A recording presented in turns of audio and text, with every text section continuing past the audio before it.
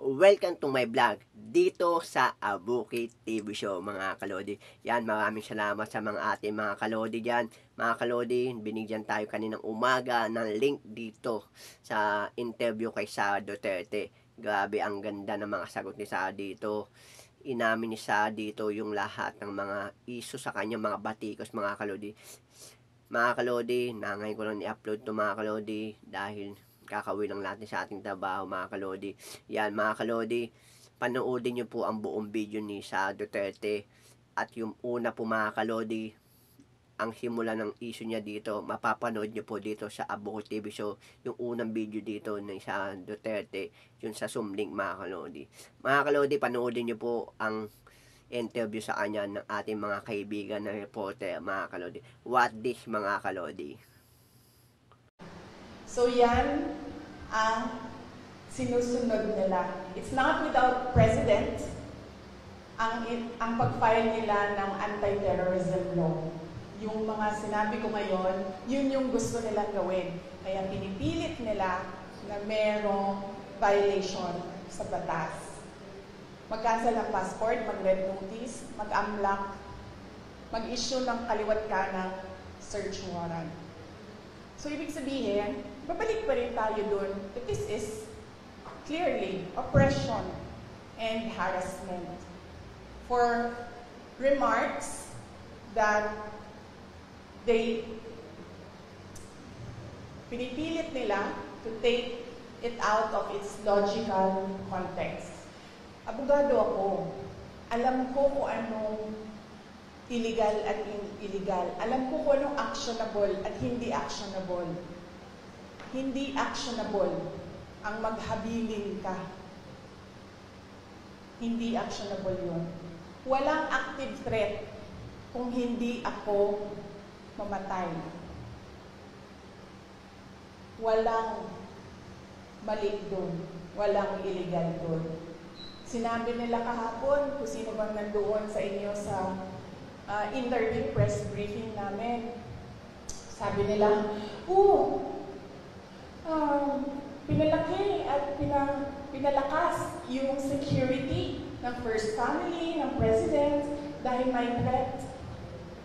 So ako, napaisip ako, nilalakasan niyo yung security niya? Ibig sabihin na yun, papatayin na ako? Why for? Will you double the security? Diba? Itong mga dictators and oppressors, unfortunately, hindi sila magaling mag-isip. Basta lang sila tira,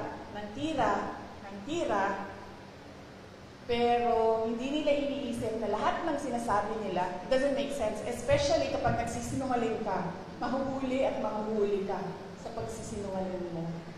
Kaya nung nakita ko yung NBI sa Pila, nagpatanong kagad ako sa Negros. Kasi it's not the first time na ginawa nila yun sa isang Pilipino. Sabi ko, anong nangyari sa Negros? Sinabi sa akin kung anong nangyari sa Negros. And sabi ko sa mga lawyers ko, yan ang gusto nilang gawin. I'm sorry, yung sa PNP po, kasi direct so ikaw yung grupo na yung security ko kayo ngayon pag-relieve ng AUP para to face investigation. Yes, oo. Initially, we are filing charges against them as well. For disobedience, for kidnapping, for robbery. My next question po, Witness Hero ABS-CBN. Yes, ma'am. Good afternoon. Ma'am, do you have any information as to the status, health status of your Attorney Lopez? And do you have any information when she will be transferred to the House of Representatives? Ma'am, wala po akong update sa status ni Yusek Zulaika Lopez and Ms. Gina Acosta, both of whom are admitted sa Veterans Hospital. But nakita ko kanina sa updating namin sa group chat ng opisina, I believe the hospital released a bulletin. Tama ba? Parang nag-release ata ang hospital ng bulletin about updates sa kanila. Ngayong araw na ito, hindi ako makapagbigay ng update kasi maaga po ako umalis kanina sa hospital. Mga 4 a.m. ako umalis and tulog pa lahat ng tao. But last night, nung pagdating ko sa hospital, ang sinabi lang naman sa akin na nag-endorse, yung nagbabantay tapos in-endorse sa akin, na hindi pa rin kumakain si Yusek Lopez and si Miss Gina Acosta ang na-endorse sa akin kahapon is masakit yung dito niya. Kasi apparently, pag nawalan ka ng malay ay nagiging unresponsive ka, parang kinukurot ba dito? Hindi ko alam kung anong ginagawa. So apparently, sumakit yung dito niya kasi yun yung parang i-arouse ka para magising. So yun yung updates based on sa pakikipag-usap ko sa kanila. Another question po, just very quick. Do you see yourself patching things up with BBM in the future? Do you see that happening? Well, I believe, ma'am, that we reached the point of no return. I really believe that we have reached the point of no return. And it is clear, ma'am, na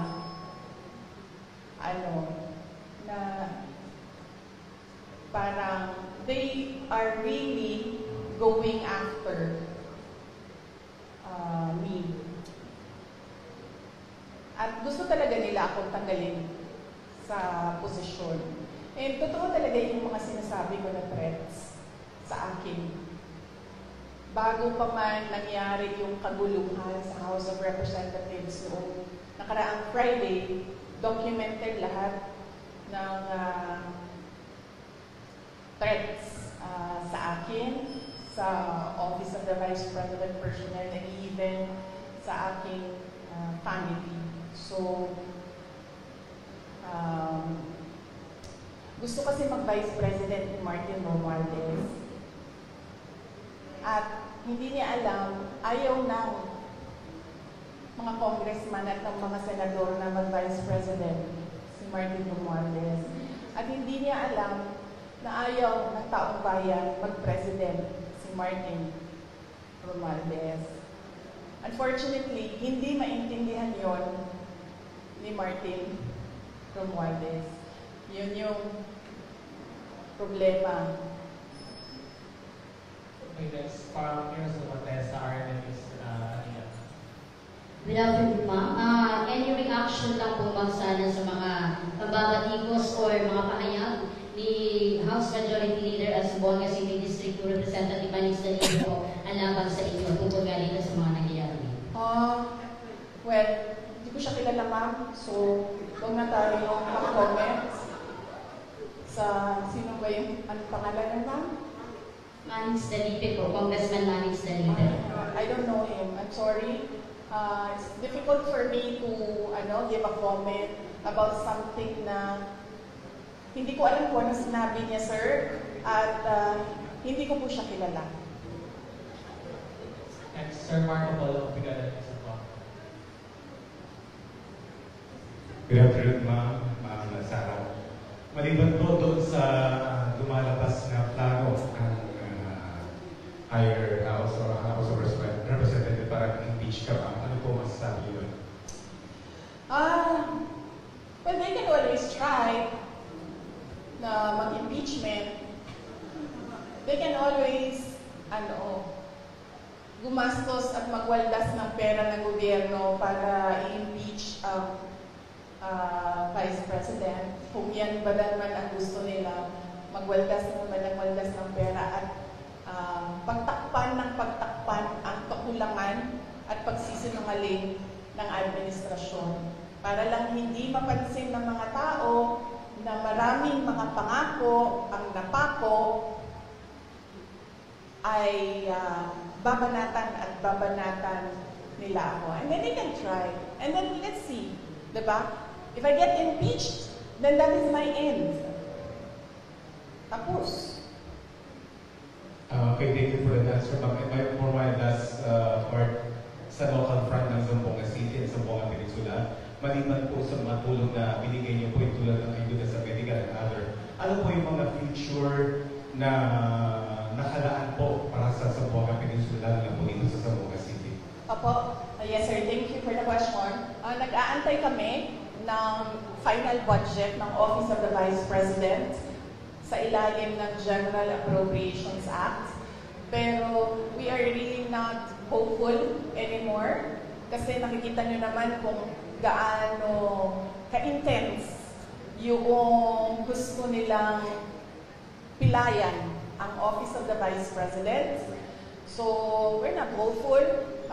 Kung meron mang budget, and then yung, kung ano man yung maibigay na budget, pagkasya namin yung mga projects namin doon.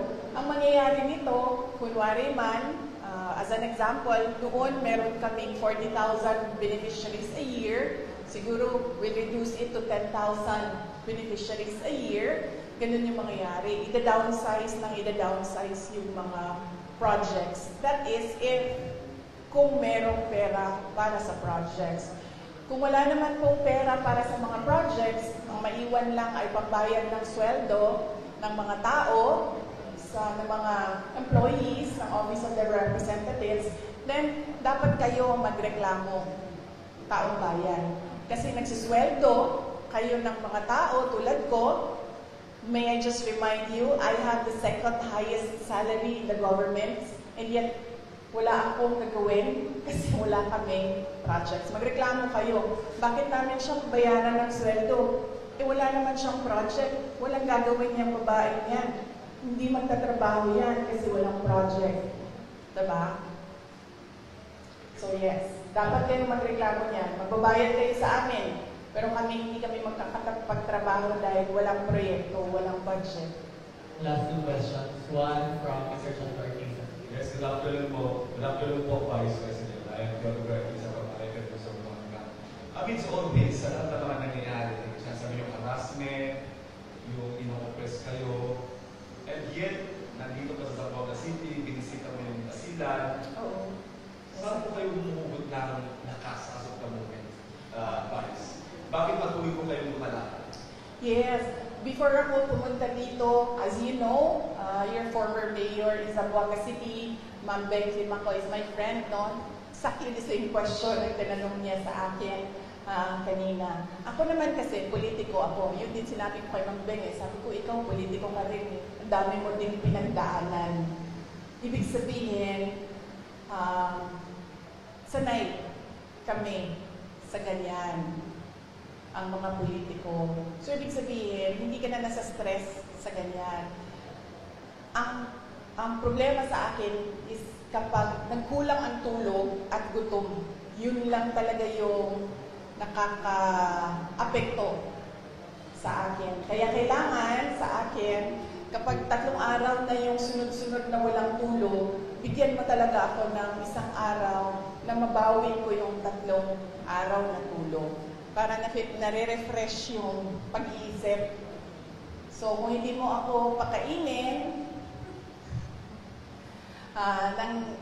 say for 12 hours, dapat mo akong pakainin on the 13th hour. Otherwise, mainit na yung ulo. So, simple lang, sir. Kailangan lang ng tamang tulog at tamang kain. Yung all the rest, wala na yan. Kaparte yan ang buhay ng isang politiko. Last one, ma'am. Reaction on the disbarment case final against you? Yes, meron akong 3 disbarment cases. If you can remember, 2011, sa Sheriff, hindi pa tapos yun hanggang ngayon. May disbarment case ako doon. Tapos meron akong disbarment. Nabasa ko lang ito sa mga, sa mga group chat. So, hindi ko lang alam kung tama. Correct me. Tapos isang disbarment case sa pagtatapon ng bangkay. Tapos isang disbarment case sa revenge from the grave. No? So, yun. 3 yung... but let me clarify ha, kasi yung 2, I've not read or I've not received the complaint.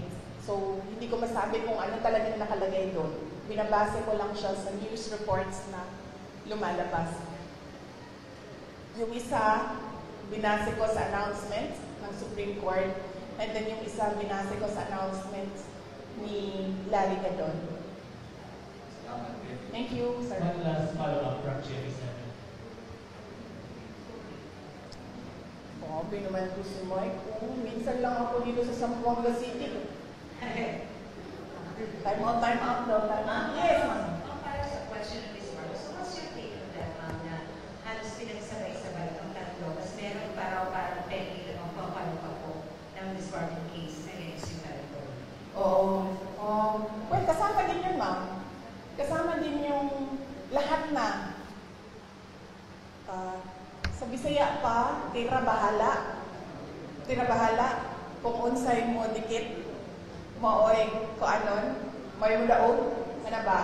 So, babanatan natin siya, tingnan natin dito kung saan yung tatama. Anak na siya. Yesterday, sir. Yesterday you mentioned na isang threat sa inyo is yung pag-absorb ng PSG, ng PSC sa inyong PSPG. But now that they are totally, taking over and replacing all yung security sa PSPG and PNP, how do you feel about it? I'd like to hold comment dyan, ma'am. Kasi napapansin ko, base lang din naman sa balita, nagbabago-bago yung sinasabi nila. Hindi ko lang alam kung nasusundan ninyo. Nagbabago-bago yung sinasabi. Sabi, wala na daw AFP, pulis na lang. Ngayon, meron na naman daw AFP, pero papalitan nila at mga pulis na sabay. So, hindi sila nagpaplano ng maayos. Kaya nagbabago-bago yung sinasabi nila.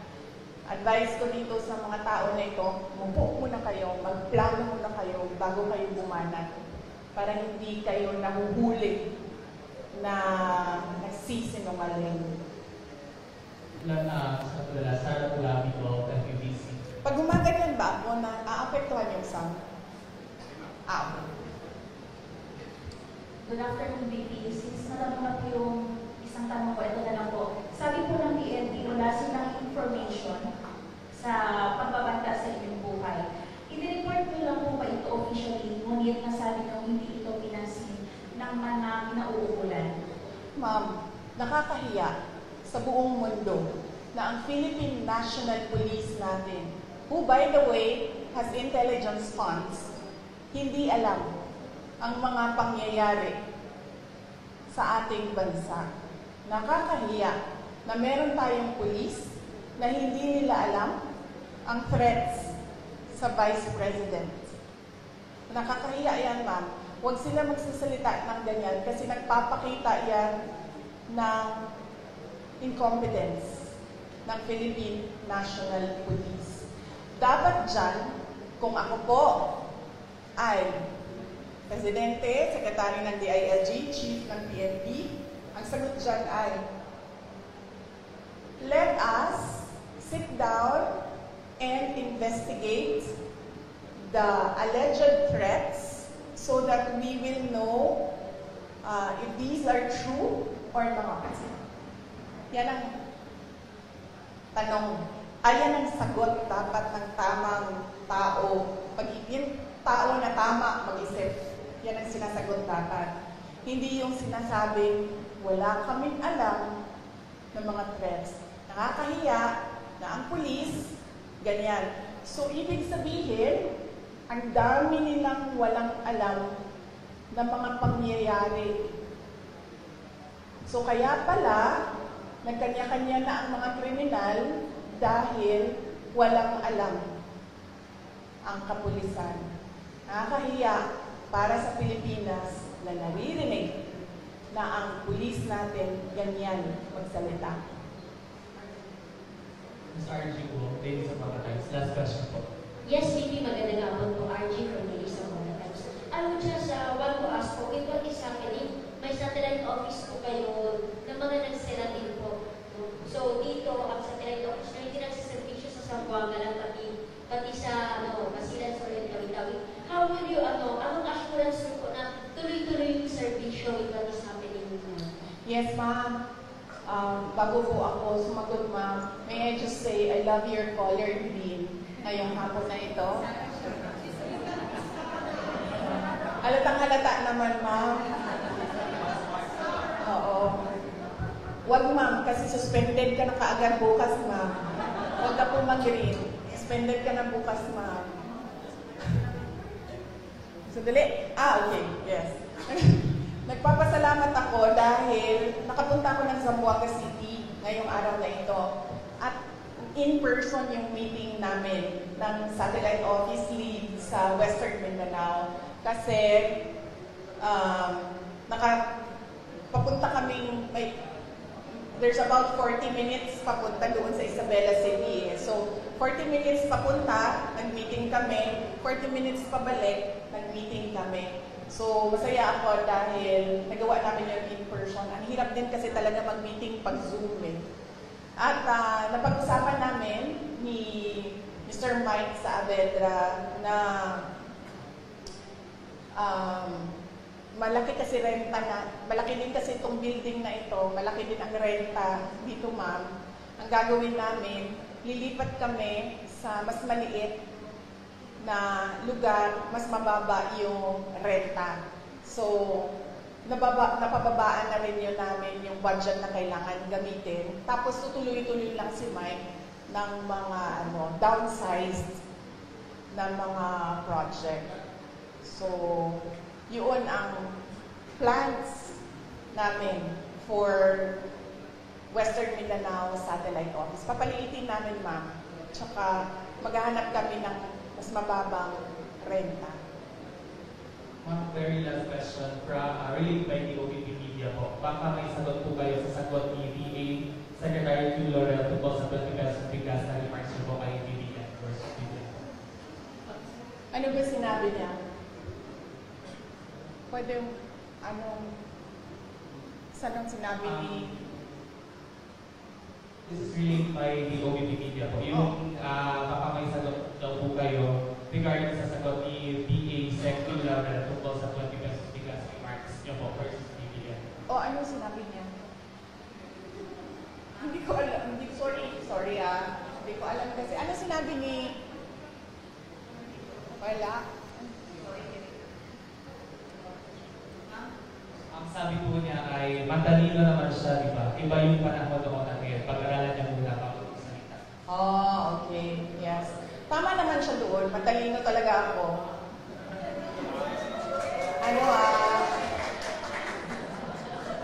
Nahiya naman ako. Hindi naman ako nagyayabang, di ba? Kasi siya naman yung nagsabi na matalino ako. So, thank you, Secretary Laurel, for saying na matalino ako. Finally, meron sa administration na nag-recognize kung gaano katalino si Inday Sara Duterte. But, ang sagot ko doon ay, kung siya yung sumagot, hindi naman siya si President Marcos. Diba? Hindi ko naman sinabihan si Secretary Laurel na, uy, nasaan na yung pangako mo na 20 pesos per kilo na rice? So, bakit siya yung sumasagot? Ang pangalan niya ba ngayon ay Bongbong Marcos? Diba? Tsaka bakit nagtatago yung presidente sa likod ni Secretary Laurel? Si Secretary Laurel ba yung nagsabi? Hindi naman, diba? Diba? Naalala niyo ba yon? Nakita niyo ba yung video na yon? Nangangampanya pa, diba? Di ba siya yung nagsabi? May evidence ba tayo na si Bongbong Marcos nagsabi nun? Well, si President Marcos ang nagsabi nun? May evidence tayo. So, hindi dapat si Secretary Laurel ang sumasagot. Hindi. And thank you for recognizing my intelligence. Alright. Yes. Uy, hindi okay lang kasi minsan lang naman kami magsama. I mean, Mike, parang ngayon lang tayo nagsama, di ba? Ngayong taon na ito, ngayon lang. Yes, ma'am. Gusto niyo magbigay ng comment ko sa ako ni Noy kasi na-mention po siya. Ako?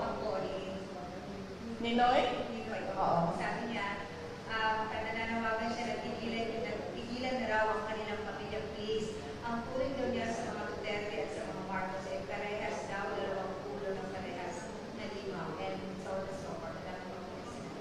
Yes, huwag na tayong mag-comment sa mga apo. Oo. Kasi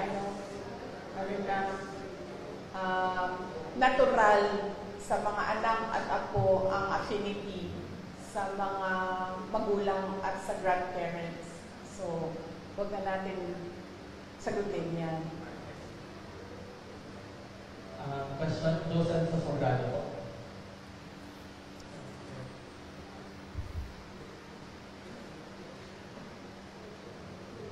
Wala. Any question? Meron pa isa dito. From Pili Maravilla.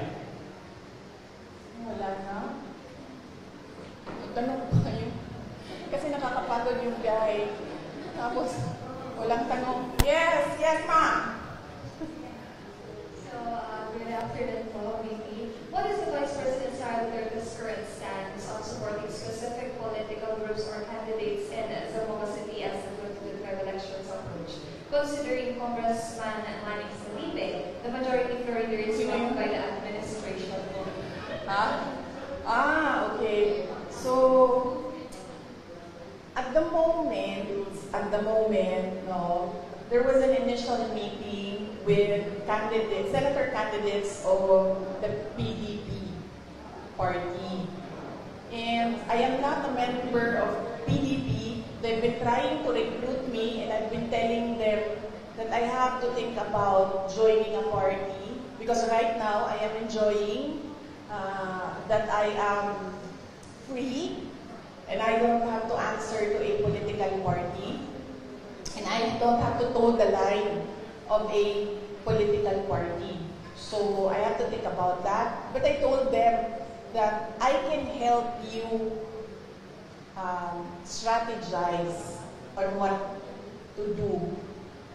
Initially, during the meeting, I gave them suggestions. I gave them suggestions on what they can do, on how they can strengthen their campaign, on how they can strengthen the branding.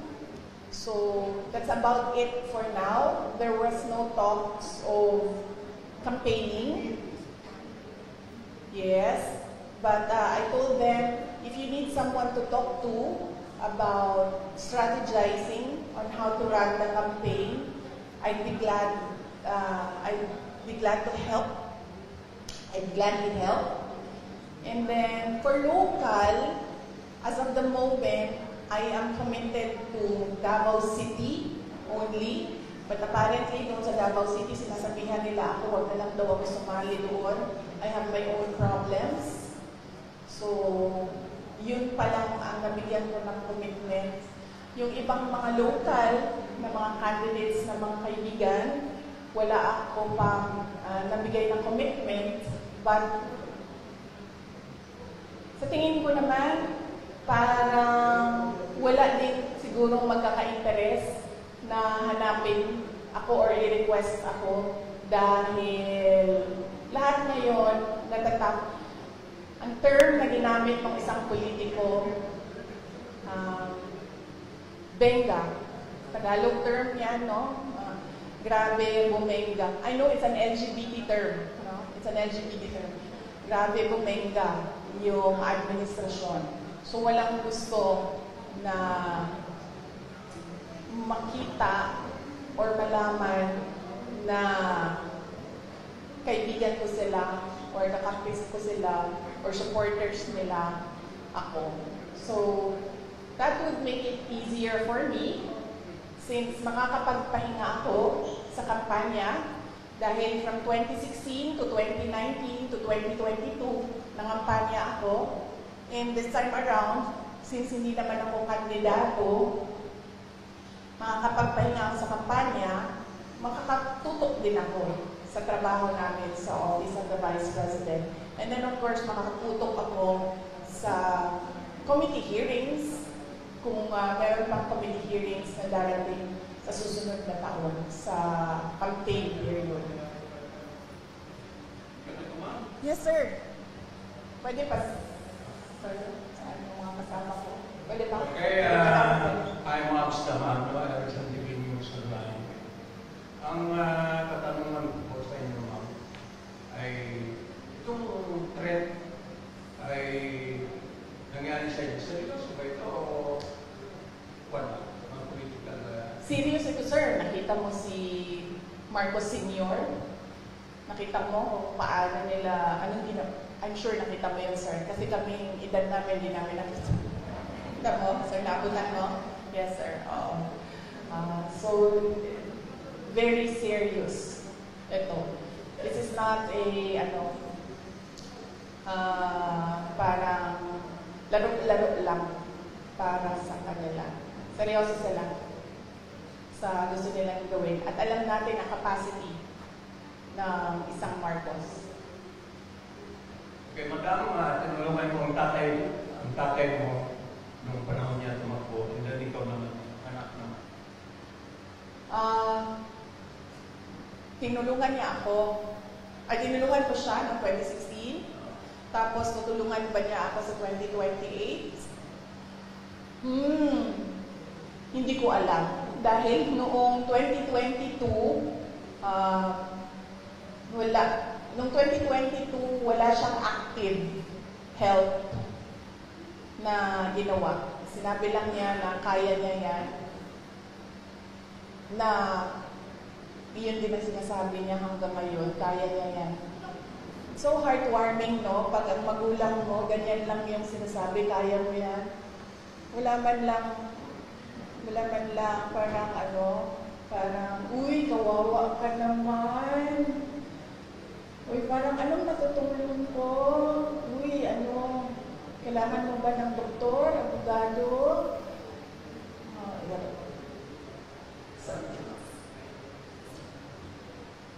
Heartwarming kung ganyan yung concern ng magulang mo. Another question from my end. Yes, ma'am. What's your reaction to the MNLF's offer to provide security for you in case your current security will be pulled out? Yes, nagpapasalamat ako, ma'am, sa Moro National Liberation Front, MNLF, sa kanilang offer na tulungan ako sa security.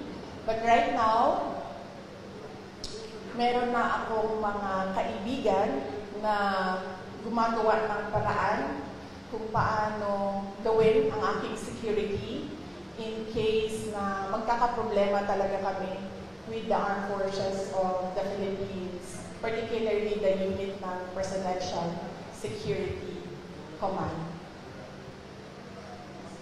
Saying between no matter what, hindi tatanggapin ang PSPG ng PSP. Will take over for PSPG. Yes, ma'am. Ang Presidential Security Group o PSG na ngayon ay pangalan niya PSC, Presidential Security Command. Ang batas na gumawa noon, may mandato siya. Ang mandate niya is the protection of the President and his family, protection of the Vice President and his family. At meron pang iba. So, ang PSC kasi is a command under the Armed Forces of the Philippines. Walang mga pulis doon. AFP yan sila lahat. Ang mandate ng PSC, President and Vice President. Bakit? Bakit yun ang mandate nila? Kasi our Constitution provides for the line of succession. The Vice President is the first in line. So, ibig sabihin, the state is required, is mandated by the Constitution and by laws to protect the Vice President. Kasi pag nawala ang Presidente, siya yung susunod. Kaya pinoprotektahan din siya. Kasi siya yung reserve. Kasi pag hindi mo pinoprotektahan ang reserve mo, wala ka ng reserve.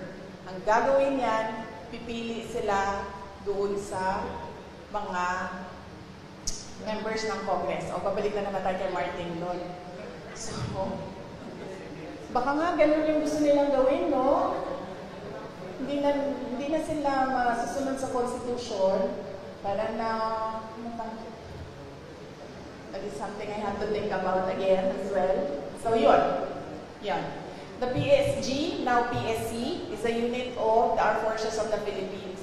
Its mandate, President and family, Vice President and family. Why? Because there is a line of succession. You need to protect your reserve. Wala doon sa usapan ang Philippine National Police. Super last po from OVP Media. Based on the DBM COA joint circular, OVP and DepEd violated a rule on confidential funds when you allowed security officers to handle them instead of special dispersing officers. What's your reaction? Sorry ulitin mo yung tanong. Based on DBM COA joint circular, OVP and DepEd violated a rule on confidential funds when you allowed security officers to handle them instead of special dispersing officers. What's your reaction? Sino nagsabi? Based on sa DBM COA joint circular. Kaya nga, sino nagsabi mo na base doon may violation? This is question from Sir JC from OVP Media po. Oo, but someone has to have said kung balikan nyo na lang. Balikan natin. Last one from Mr. Tolliver Ortiz. Good afternoon again, ma'am. Balikan ko lang yung local fund. I can see former Vice Mayor, former Mayor Beck dito. And it is a public knowledge na nung last election, isa siya or hindi siya lang yung pupuntahan talaga na pinakita yung suporta sa iyo bilang sa pagtakbo ng Vice President. And now she's running under a group na kumbaga ikalaban ng sinasabi nung hindi nyo kilala na kongresista. So since nandun si Mayor Beng sa grupong yun, is it safe to say na kung pag-endorse mo kayo ng candidate locally, of course, kasama dyan si Mayor Beng at yung kasama pa yung buong partido niya at yung kalaban nang sinasabi nyo hindi nyo kilala for Mayor. Thank you po. Oh, okay. Yes. Sige. Well, kung meron pa mang value words ko dito sa Zamboanga City at meron pang mga tao na nalilip, ay, nakalimutan ko sir, tama. Sorry. Kaya pala ako hindi na mag-endorse dahil nung last endorsement ko, anong nangyari? Sinasabi sa akin ng mga tao na budol sila. Hindi, Sarah, nabudol kami dahil sa iyo. Saan man ako pumunta, yun ang sinasabi sa akin. Kaya pala ako nag-desisyon na hindi ako mag-endorse. But, let me just say that nakita niyo ang track record ni Mayor Ben Climaco noong siya ay mayor. Nakita niyo ang kanyang mga accomplishments. Ngayon, mayor siya na, ngayon vice mayor ang kanyang tinatakbo. So easily, kung magagawa niya ang pagiging mayor, easily she can do the work, the duties, and the mandate of a vice mayor. Dahil nakatutok lang yan sa legislation. So, kung kaya niya ang executive, lalong-lalo na nakaya niya ang legislative. Dahil napaka one track ang trabaho ng legislator. Gagawa ka ng batas. So, on that point, the voters should think about that. Her achievements, accomplishments as mayor, and her capacity na mag-vice mayor. Lagi ko sinasabi ngayon, ano ba dapat iniisip ng mga tao ngayong darating na ang eleksyon? Unang-una, pangako. Huwag na kayong maniwala sa pangako, ha? Pag sinabi ng tao, ito ang pangako ko, i-check nyo muna. Yung mga pangako ba niya noon? Tinupad niya ba? Check nyo. Ano ba yung mga pangako niya noon? Natupad ba yon? So, dapat ba namin paniwalaan yung pangako niya ngayong election na ito? Pangalawa, huwag magpadala sa vote buying. Ang vote buying ngayon, legal na, hindi na illegal. Akap, AIX, MAIP, tupad, at kung ano-ano pang tinatawag na ayuda. Nagiging legal ang vote buying. Bakit nagiging legal ang vote buying? Dahil kontrolado siya ng mga politiko ngayon. At meron silang kota-kota sa pamimigay ng ayuda. So yan yung sinasabi ko, yan yung proof ko na nagiging legal na ang vote buying na tinatago sa pangalang ayuda. At pangatlo, hindi dahil gikan yan sa pamilya ng mga politiko tulad ko, hindi dahil galing yan sa may tatay yan na mayor, may kapatid yan na governor, may anak yan na congressman. Hindi dahil galing yan sa political dynasty ay ibig sabihin magaling ng kalibre yan. Huwag ninyong iboto ang isang tao dahil lang sa nakaapelido niya ang gusto nyong kandidato. So yan ang paalala ko ngayong darating na eleksyon.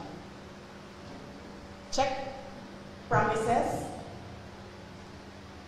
Tanggapin ang ayuda kasi pera ng bayan yan, pero huwag magpadala sa vote buying. Pangatlo, huwag bumoto dahil kaapelido o dahil nasa political na pamilya yung kandidato. Bumoto kasi chinek niyo yung mga promises niya at chinek niyo yung kakayahan niya. Tulad ng sinabi ko ngayon, nakita natin ang 9 years ni Mayor Ben, ibig sabihin, alam natin na kakayanin niya ang pagiging vice mayor. Going from Sir Bons Magsumbol of Rapper pala po. He's asking for a reaction based on DBM COA joint circular. OBP and DepEd violated a rule on confidential funds that will allow security officers to handle them instead of special dispersing officers. Reaction po. No, I will not comment on the assessment of the person asking the question. Ano pangalan niya? Bons Magsumbol of Rapper. Oo. I will not answer a question na si Bons Magsupol ang nagsabi na there is a violation of the JNC. I will only answer kung nagsabi ang COA if there is a violation of the JNC. Hindi COA si Bons Magrapol, hindi siya COA. So hindi siya dapat ang nagsasabi na merong violation ng JNC. Na sinasabi ko din, hindi ang congressman ang nagsasabi na merong violation ang Office of the Vice President sa confidential funds. COA lang na trabaho yun. Alright, thank you so much everyone for your our president. Maraming salamat. Magandang hapon. Yan mga kalodi, yan napanood nyo ang kabuuan ng video ni Sarah sa kanyang interview sa ating mga kaibigan na reporter mga kalodi dahil binigyan tayo ng link, access sa kanilang mga report. Yan, tungkol kay Sarah. Napanood nyo po ang mga tanungan, diskusyon kay Sara Duterte. Grabe ng mga sagot dito ni Sarah. Isa nagsalita ng isang hindi niya kilala talaga. Actually, hindi niya kilala kung sino man. So, sa kanya, sabi ni Sarah, yan, hindi siya nag-comment dahil hindi niya talaga totally kilala yung tao yun. Grabe, ang ganda mga kalodi. Ang ganda ng mga sagot niya dito. Yan mga kalodi, sana maliwanagan po kayo sa kanyang sagot dito, sa kanyang interview mga kalodi. Mga kalodi, loben po, aatiin natin ang mga ano ni Sarah. Lalagyan natin ng comment reaction mga kalodi. Gusto ko mapanood nyo muna ng buo mga kalodi bago tayo mag-comment dito sa sinabi ni Sarah sa kanyang mga interview mga kalodi. Mga kalodi, maraming salamat mga kalodi sa walang pagsawa sa ating dito sa ating vlog dito sa Abukid TV Show mga kalodi. Ito pong update po ngayon ni Sara Duterte mga kalodi. Maraming salamat sa inyo mga kalodi. Thank you so much mga kalodi. Mahal ko po kayo mga kalodi. Salamat sa inyo mga kalodi. Maraming salamat mga kalodi. Thank you so much mga kalodi. Shout out sa inyong lahat.